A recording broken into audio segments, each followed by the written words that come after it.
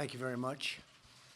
Very much appreciated. I'll be heading to Alabama on Friday, so I think some of you will be joining me, but we'll be going down Friday, and we'll let you know times and when we're leaving and how long we'll be there. It's been a tragic situation, but a lot of good work is being done. We've been in constant touch with the governor and also the governor of Georgia, and so we'll be going to the area. We'll be Alabama and the general area. We'll see Governor Ivey. So that'll be on Friday. Thank you very much. And we're here today to confront a solemn crisis that requires urgent national action. In a few moments, I will sign an executive order addressing one of our nation's most heartbreaking tragedies, veteran suicide. Our mission is to mobilize every level of American society to save the lives of our great veterans and support our heroes in need. We've worked very hard on Choice for the Veterans and so many other programs, and done a really great job in so many ways. The veteran suicide is something that's been an incredible thing to watch, hard to believe. It's tragic. Today, we can help end this crisis. I'd like to thank Secretary Wilkie for being here today with us. He's done a fantastic job as Secretary. He's making tremendous progress at the VA. We are also profoundly grateful to be joined by many of our nation's leading veteran service organizations, the best, and all of the state and local veteran leaders. And I want to thank everybody very much for being here. Thank you very much. Thank you all very much. I know how hard you've been working on this. Veteran suicide is a tragedy of staggering proportions. Hard to believe. An average of 20 veterans and service members take their lives every single day. Who would believe that's possible? There are more than 6,000 veteran suicides per year. The suicide rate among veterans is 1.5 times greater than that for non-veteran adults, and the suicide rate for post-9/11 soldiers has increased significantly over the last 10-year period. To every veteran, I want you to know that you have an entire nation of more than 300 million people behind you. You will never, ever be forgotten. We are with you all the way. I think you know that. Supporting veterans is a very, very important thing to me, and it's been very important from my campaign, from day one, and from before my campaign, but from day one. Supporting veterans in distress is a critical priority for our entire administration, everybody in the administration. Last year, I signed into law the largest funding bill for the VA in its history, which included $8.6 billion for veterans in mental health services. I also signed an executive order directing the Department of Defense, Veteran Affairs, and Homeland Security to ensure our veterans have seamless access to mental health care and suicide prevention resources. These efforts focus on veterans the first year after they separate from military service, when they are at the heightened risk area. The White House VA hotline has fielded more than 200,000 calls and successfully resolved 93% of the concerns our veterans brought to them. And they work very hard. It's been very, very effective. We secured $206 million for VA suicide prevention programming. Every VA medical center now offers same-day emergency mental health care. These are crucial steps, but unfortunately, most veterans who die by suicide have not been in the care of the VA. Many of them don't know about the programs that we have or the programs that we've instituted. In fact, nearly 70% of those lost to suicide have not received care from the VA in the previous 2 years. They're just not aware of those great strides. They're just not aware.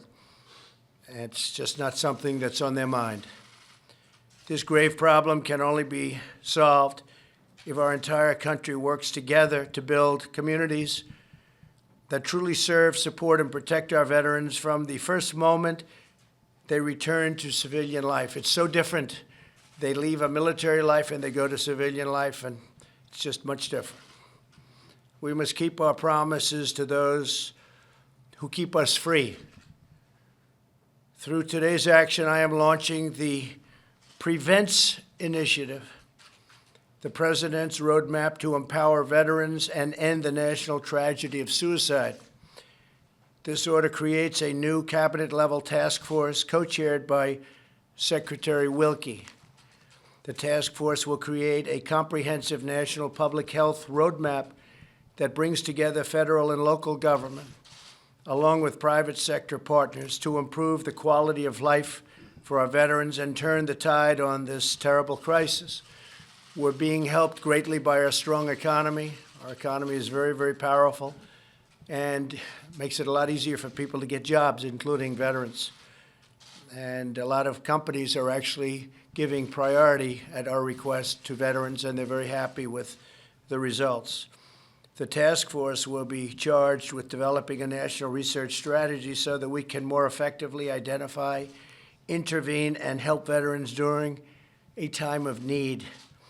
By investing in research and scientific advances, we can better understand the trauma our brave soldiers face and how to restore their faith and their health.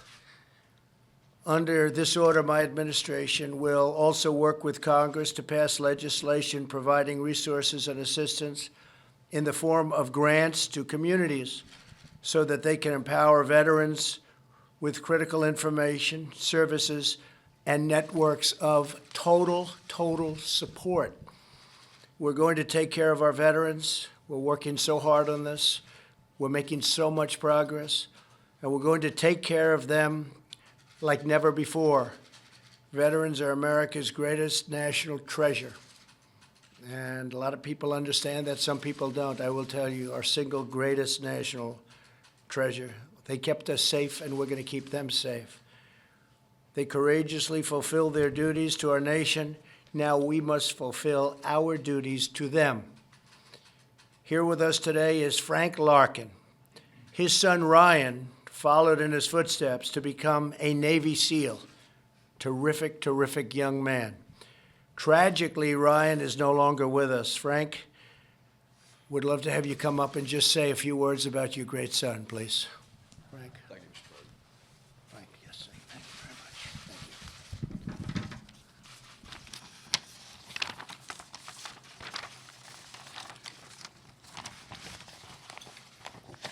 Thank you, Mr. President, and thank you to our warriors and veterans present today, along with the veteran service organizations, our partners who are working hard every day to make a difference for our veterans who are in need, to the other government leaders here today, and to the survivors of suicide who live every day with the pain from the loss of their loved one.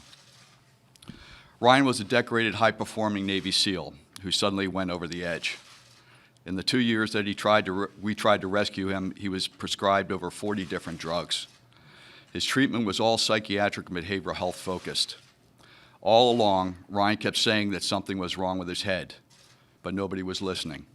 Months before he took his life, he expressed a wish to donate his body for TBI research. Ryan was concerned about his teammates and the similar struggles that they were experiencing following both training for combat and combat operations overseas.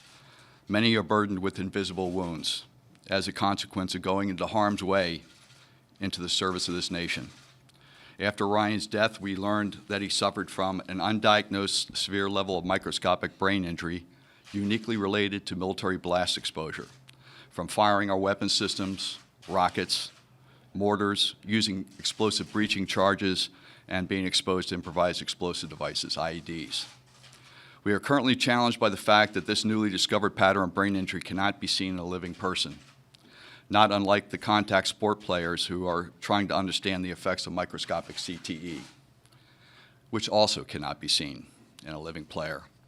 This executive order is defining a national strategy that needs to resemble a Manhattan-like project. We need the science to illuminate our path forward. I am convinced that we can solve this. It is not because we lack the intellectual capability or capacity. In many cases, it's because of culture. We need all the relevant players to step onto the same field of play at the same time, completely focused on solving this problem. We need collaboration, integration of data, and unity of effort across DoD, the VA, HHS, DHS, academia, and the private sector.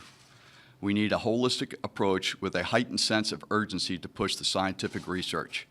As we develop knowledge, as we experience with the Manhattan Project and space exploration, we will inform on other disease processes and therapies that will go well beyond the veteran community and vice versa. I receive calls almost weekly from special operators, past and present, seeking help. They want to know what is happening to them. They are experiencing unexplained changes.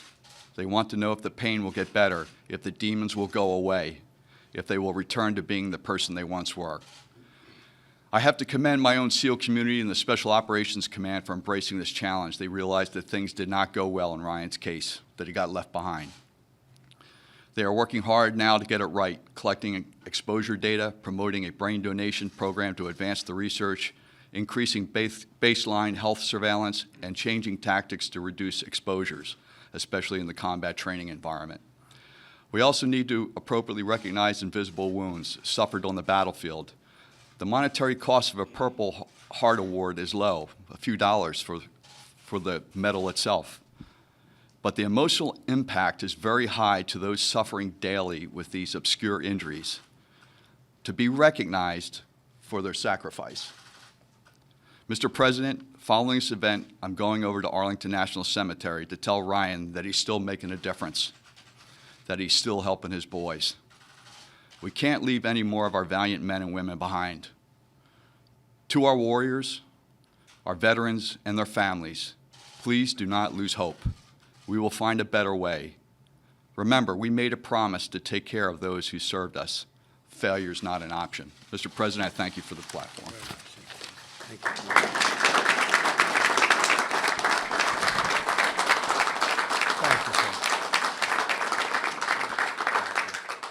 Thank you, Frank, very much. Also here today with us is Thomas Winkle, a Marine Corps veteran. He is the director of the Arizona Coalition for Military Families and the creator of a nationally recognized community collaboration model called Be Connected. And Thomas, if I might, could you please come up and say a few words?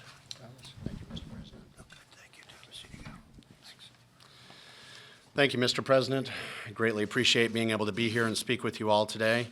To Frank, I really appreciate your words. I'm sorry about your son. He is in our hearts, and you are in our hearts, your family, and Semper Fi, brother. Folks, the Prevents Initiative is exactly what this country needs. It is exactly what the thousands, the tens of thousands of individuals across the country have been hoping for. For the past 10 years, I've been working with states, every single state across the country, local teams, state teams, federal teams. And when you boil everything down, all their concerns, all their hopes, all their dreams, all their frustrations, what it really comes down to is that there needs to be a sense of coordination and collaboration, unlike what we have today and unlike what we've seen before. We're not talking about just regular old coordination and collaboration or partnership that is partnership in name only, but we need partnership that is true, that is consistent, that allows the organization to meet both its own metrics and its altruistic metrics. It's incredibly important, and it's incredibly valuable. We have examples of this true partnership, little ones all across the country. One from Arizona happens to be in 2010. The Arizona National Guard had its highest rate of suicide ever. Very, very difficult situation. Partners got together under the leadership of a collective impact initiative, and we all had the same goal in mind. How do we reduce this number or get rid of it completely? Over the course of 36 months, we dropped the rate from the highest ever to 0. It can be done. We have the ability to prevent suicide, to make lives more empowered, to make lives have more meaning, and to be able to drive folks forward to feel the success that happens when they get a great job or they get a great spouse or they have kids. Look, the reality is that we've all known someone who has died by suicide. It is hard, it is painful, and we have the ability to stop it. What our belief is, and the way that we were able to do this, is that we worked with a no wrong door and no wrong person approach. A no wrong door, no wrong person approach. That means every single organization was engaged. Every single organization was involved that had a stake in service members, veterans, and their families and their survival and their thriving.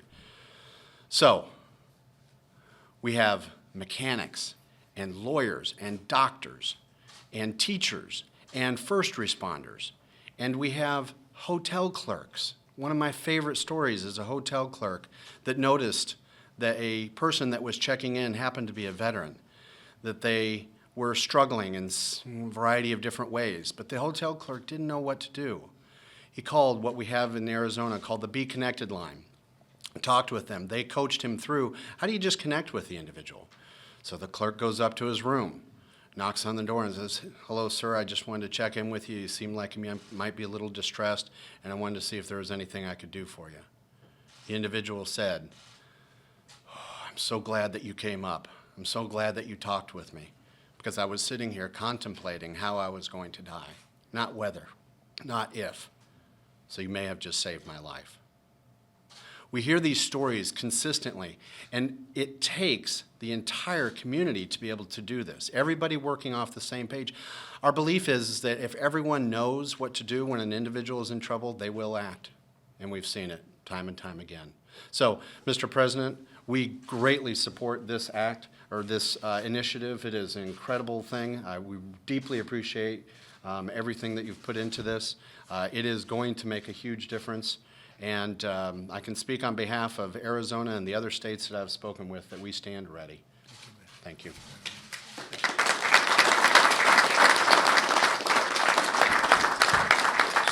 So Thomas, I heard one thing beyond all else when you just spoke so beautifully, and that was from the highest rate ever to zero. That was a very big statement, so we're going to have to find out what you're doing. Somebody's got to get together with you. That's an incredible job. I've heard about it too. Highest rate ever to zero. Thank you, Mr. President. That's what it's about. That's what we're up here for. There has to be something that we can do. There is. 20 a day? It's hard to believe. So thank you very much. Come here again. Thank you very much. I'd like to ask a man who's really done an incredible job before I sign, Secretary Wilkie, to step up and just say a few words. I'm so happy that he's our secretary. If you look over the last fairly long time now that he's been secretary, we've had so many good stories about what's happening generally at the VA. We're extremely proud of Choice. It's been many, many decades that they've been trying to get Choice, where a veteran can go out and see a doctor if the lines are long. They don't have to wait 4 days, 9 days. I always say 3 weeks, 5 weeks, 10 weeks, never get to see a doctor. People go online and they're not feeling well and they end up being terminal by the time they get to see a doctor. And by the way, we have great doctors, I have to say. I've heard one thing I hear, we have great doctors in the VA. A lot of people say getting there is tough, but when you see them, they're as good as anybody in the world. We have great doctors. But a man who's really put it all together is Secretary Wilkie. So, Secretary, please say a few words. Please come on over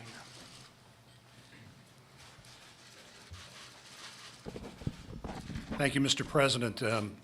I've said this to you before, separate and apart from the honor of serving in your administration, but I am what passes for an amateur historian. And there has never been a campaign or an administration where the candidate and the president put veterans at the centerpiece of his campaign and his administration until you did that. And as I speak for all of us who have worn the uniform in whatever capacity we have served, we can't thank you enough for that. Thank you very much. Thank you, sir. So last week, 3 Department of Veterans Affairs heroes put their lives on the line to keep a fellow veteran from taking his own life. Dr. Bruce Goldfeder, Dr. Evelyn Alba, and hospital technician Navarone Johnson in the West Palm Beach VA Medical Center risked their lives to save the life of a veteran. 2 of our VA heroes were wounded, one severely, but that veteran lived. Since 2017, VA employees, doctors, nurses, technicians, policemen have saved 243 veterans just like the one that our heroes saved in Palm Beach. But since 2017, 19 veterans have not been saved. That is what today's ceremony is about. It is about pulling together the resources of the federal government, our states and localities, our charities, our non-governmental organizations, and coming together with a roadmap and the resources to make sure that we no longer have those 19. I've said many times that the mission of the Department of Veterans Affairs is to remind our fellow citizens why they sleep soundly at night. They sleep soundly at night because of the sacrifices of a select number of their fellow Americans who have taken the affirmative step to serve in uniform. Those, as the President said, those 20 who every day take their own lives, 14 of them outside of our VA system, most of them from my father's generation, his comrades from Southeast Asia. We deserve for them the last full measure of our devotion, and this begins the closing of that circle. And Mr. President, I thank you and for your team for everything they have done on behalf of America's warriors. Thank you, sir. Thank you so much.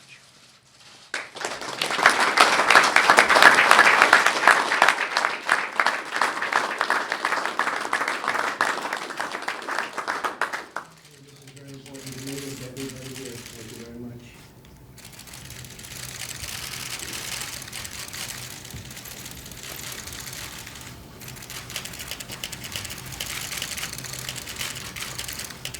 Yes, Frank, here you go, Frank.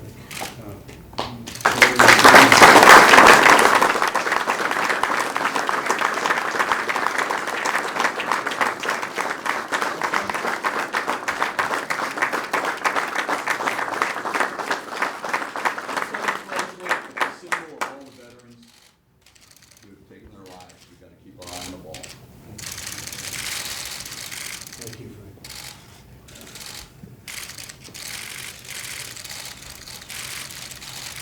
These are, you can pass these out. Okay, you'll pass them around. Thank you very much, everybody. Sir, your response to the Democrats who are calling for a criminal investigation into your security clearance? The witch hunt continues. The fact is that, I guess we got 81 letters. There was no collusion. There was a hoax. There was no anything. And they want to do that instead of getting legislation passed. 81 people or organizations got letters. It's a disgrace. It's a disgrace to our country. I'm not surprised that it's happening. Basically, they've started the campaign. So the campaign begins. But the campaign's actually, their campaign's been going on for the last 2.5 years. So it's a shame. And the people understand it. When they look at it, they just say presidential harassment. But that's okay. No administration has accomplished, probably you could say this with absolute surety, in the first 2 years, anywhere near what we've accomplished, whether it's the tax cuts, whether it's regulation cuts, whether it's the Veterans Administration, what we've done with the Veterans Administration, with choice and so many other things that nobody thought would be possible to get passed. No administration has done in its first 2 years what the Trump administration has done. So what the Democrats want to do, they cannot stand the loss. They could not stand losing in 2016. I see it all the time. I see people getting on. I saw a certain person get up yesterday, the anger, and they just haven't gotten used to the fact that we won a lot of states that haven't been won by Republicans in a long time. But essentially what they're saying is the campaign begins, instead of doing infrastructure, instead of doing health care, instead of doing so many things that they should be doing, they want to play games. President Obama, from what they tell me, was under a similar kind of a thing, didn't give one letter. They didn't do anything. They didn't give one letter of the request. Many requests were made. They didn't give a letter. It's too bad, because I'd rather see them do legislation. We negotiate out legislation where so many things, actually things that we agree on, like infrastructure, but they want to focus on nonsense. So I just want to end by thanking all of the people that are in this room today, very special people. The job you've done for the VA is incredible. And just keep up the good work. And Secretary, you've been fantastic. Thank you very much. Thank you all.